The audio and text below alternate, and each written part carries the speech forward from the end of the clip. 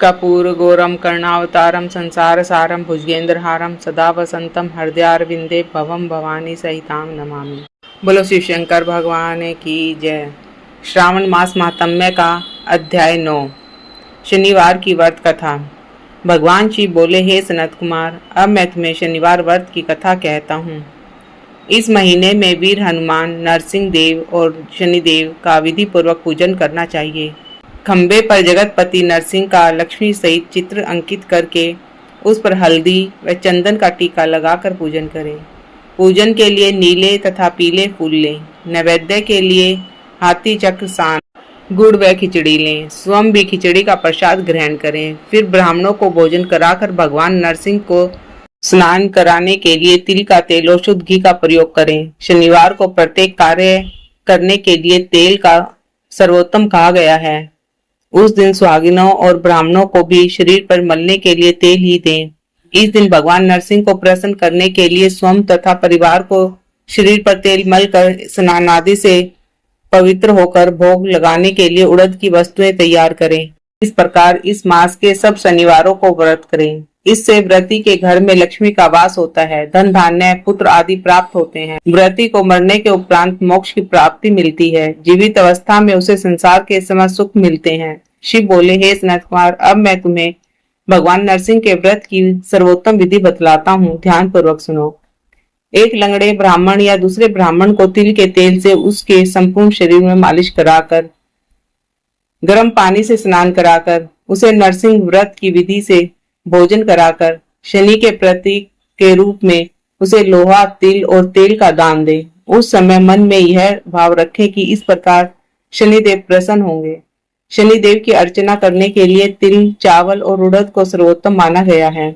शिव बोले, हे सनत कुमार, अब मैं तुम्हें यह बतलाता हूँ कि शनिदेव का ध्यान कैसे लगाया जाता है। शनिदेव काले रंग के होते हैं। उनका गोत्र कश्यप तथा जाति मंद है। उनका जन्म स्थल सौराष्ट्र देश है। सूर्य नारायण के पुत्र हैं। यह इंद्र नीलमणि के समान कांतिमान है। बाण, धनुष तथा त्रिशूल इनके अस्त्र हैं। अधिदेव यम है। प्रव्यक्ति देव स्वयं ब्रह्मा है। इनको कस्तूरी, अगरुई, चंदन, गूगल प्रिय है। नैवेद्य के लिए इनको खिचड़ी अच्छी लगती है। शनिदेव की पूजा के लिए लोहे की तस्वीर स्थापित कराकर दान के लिए काले वर्ण का ब्राह्मण चुनना चाहिए। उसको दान में काली तथा बछड़े वाली गाय के साथ 2 काले कपड़े दें। तत्पश्चात प्रतिमा का पूजन करें। इस व्रत की कथा इस प्रकार सुने। प्राचीन काल में जब राजा नील का राज्य नष्ट हो गया तो उसने अपने राज्य को बचाने के लिए शनिदेव का व्रत किया था। उस पर शनिदेव ने हर्षित हो उसे फिर से शासन दिलवा दिया। प्राणी को मन में यह धारण कर, शनिदेव मुझ पर प्रसन्न हो, पूजा करनी चाहिए। जो प्राणी इस विधि से श्रावण मास में शनि का व्रत करेंगे, उन्हें जीवन में शनि के कोप का शिकार नहीं होना पड़ेगा। प्राणी को चाहिए कि वह शनिदेव की पूजा इस प्रकार करें। हे शनिदेव, समान कीर्तिमान, बहुत अधिक मंद ब्राह्मी छाया नामक स्त्री से सूर्य द्वारा उत्पन्न हो, मैं ऐसे शनिदेव को बारंबार प्रणाम करती हूँ।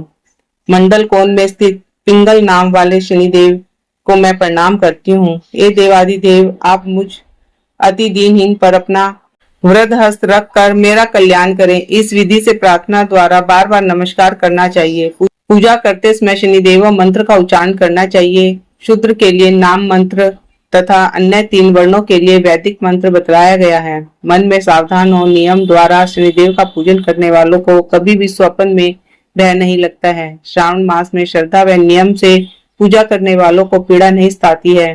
पीड़ा तब मिलती है जब शनि जन्म राशि प्रथम, द्वितीय, चतुर्थ, पंचम, षष्ठम, सप्तम, अष्टम, नवम व द्वादश घर में हो। ग्रह की शांति के लिए शनि अग्नि मंत्र का जाप करें। शनिदेव को प्रसन्न करने के लिए इंद्र नीलमणि दान में दें। शिव बोले, हे पुत्र, अब मैं तुम्हें श्री हनुमान जी की प्रसन्नता हेतु बात बतलाता हूँ। तिल के तेल से हनुमान जी का अभिषेक करना चाहिए। रुद्र मंत्रों का जाप करें। सिंदूर को तेल में मिलाकर उसका लेप हनुमान जी की प्रतिमा पर करें।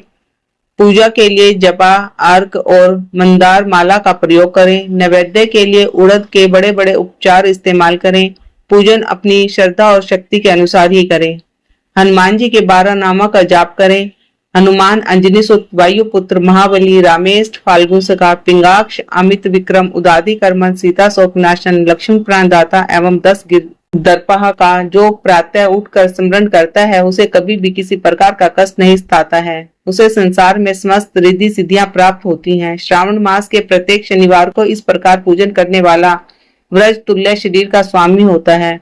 वह बुद्धि और वैभव एवं धन संपदा का मालिक होता है। उनके शत्रु नष्ट होते हैं, सभी उसके घनिष्ठ मित्र बन जाते हैं। वह अति बलशाली और कीर्तिशाली भी बनता है। हनुमान मंदिर में ध्यान मगन हो जो 1,00,000 बार हनुमत कवच का पाठ करता है वह अणिमा सहित अनेक सिद्धियां प्राप्त कर लेता है। उसके दर्शन मात्र से यक्ष राक्षस बेताल भाग छूटते हैं।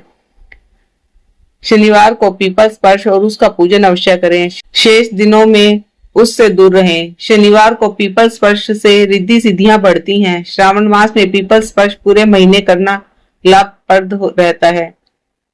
बोलो श्री शंकर भगवान की जय। इस अध्याय के सुनने से शनि व हनुमान जी देवताओं की कृपा प्राप्त होती है, मनोरथ पूर्ण होते हैं। बोलो श्री शंकर भगवान की जय।